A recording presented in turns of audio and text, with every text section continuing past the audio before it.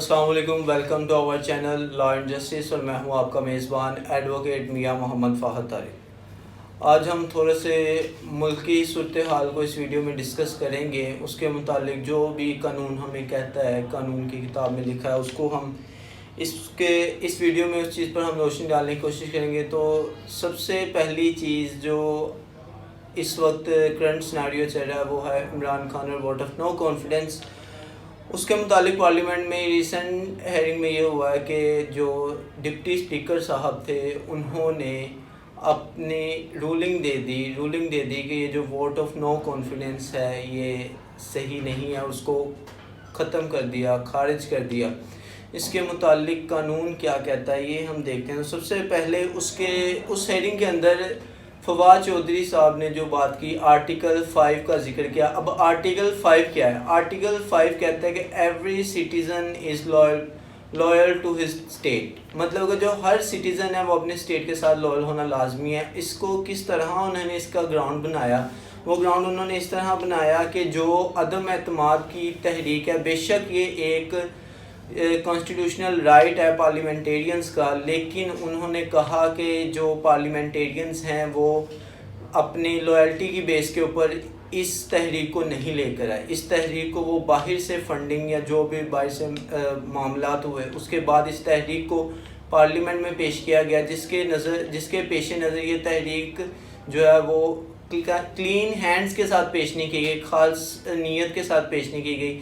یہ public interest کے خلاف ہے، جس کی بنا پر جو ڈپٹی اسپیکر صاحب تھے انہوں نے رولنگ دی اور عدم اعتماد کی تحریک کو خارج کر دیا۔ اب اس کے بعد دوسرا سوال، جو دوسری چیز آتی ہے وہ ہے کہ جو اس وقت اپوزیشن ہے، متحدہ اپوزیشن، وہ کہہ رہے ہیں کہ انہوں نے قانون کی خلاف ورزی کی ہے اور ان کے اوپر آرٹیکل 6 نافذ ہوتا ہے۔ اب آرٹیکل 6 کیا ہے؟ آرٹیکل 6 یہ کہتا ہے کہ کوئی بھی ایسا شخص جو قانون کو پامال کرے گا، اس کو توڑنے کی کوشش کرے گا، اس کے اوپر غداری کا مقدمہ چلایا جائے گا۔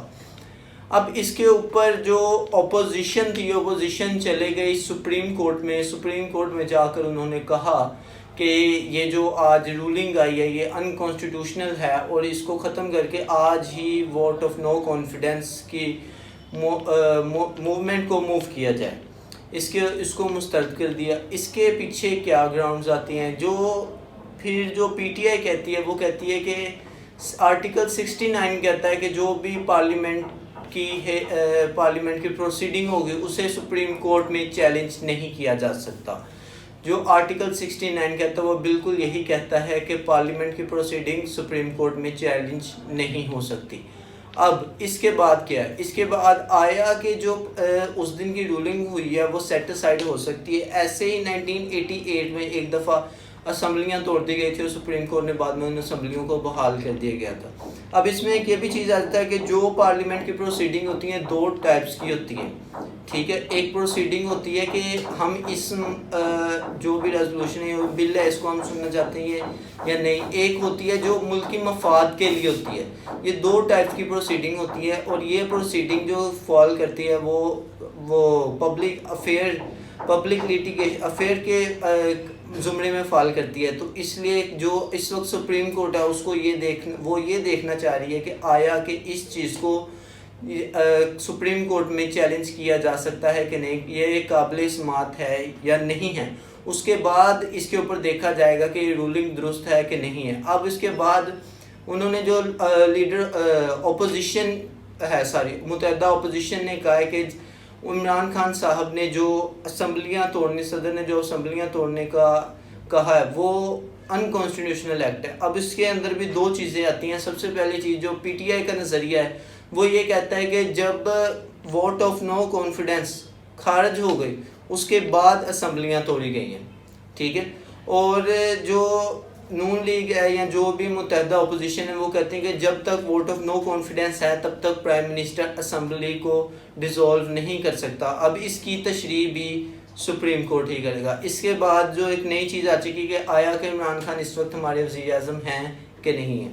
تو اس کے لیے یہ چیز ہے کہ کانسٹیٹیوشن کہتا ہے کہ جب بھی اسمبلیاں ڈیزولو ہوں گی تو جو آپ کا کرنٹ پی ایم ہوگا وہ 15 دنوں کا اس کو ٹائم دیا جائے گا۔ 15 دنوں کے لیے اب عمران خان صاحب ہمارے فی الحال PM ہے. اس کے 15 دنوں کے اندر انہوں نے ایک عبوری حکومت، عبوری کابینہ بھی کہہ لیں آپ، اس کو انہوں نے بنانا ہے اور اس کے بعد نئے الیکشن کا اعلان کیا جائے گا. عبوری حکومت ہوگی 90 دنوں کے اندر اندر الیکشن کا اعلان کرے گی. اب یہ چیز آ جاتی ہے کہ عبوری حکومت کون بنائے گا.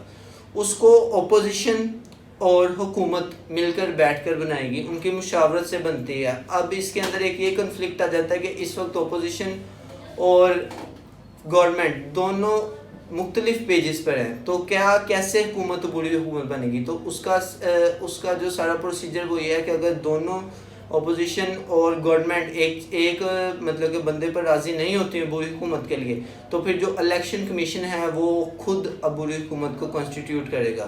تو اس کے بعد یہ باقی الیکشن کا پروسیجر چلے گا. لیکن اس وقت جو مین کویسچن یہ ہے کہ آیا کہ جو سپریم کورٹ نے اس کے اوپر از خود نوٹس لے لیا ہے کہ جو ڈپٹی اسپیکر کی رولنگ ہے اس کو سیٹ اسائڈ کیا جا سکتا ہے یا نہیں کیا جا سکتا. دوسرا سوال کہ آیا کہ پارلیمنٹ کی پروسیڈنگ کو سپریم کورٹ میں چیلنج کیا جا سکتا ہے یا نہیں کیا جا سکتا. اس کی بہتر تشریح سپریم کورٹ کرے گی. امید ہے کہ آپ کو یہ ویڈیو اچھی لگی ہوگی. ہمارے چینل کو لائک کریں، شیئر کریں اور سبسکرائب کریں. شکریہ. اللہ حافظ.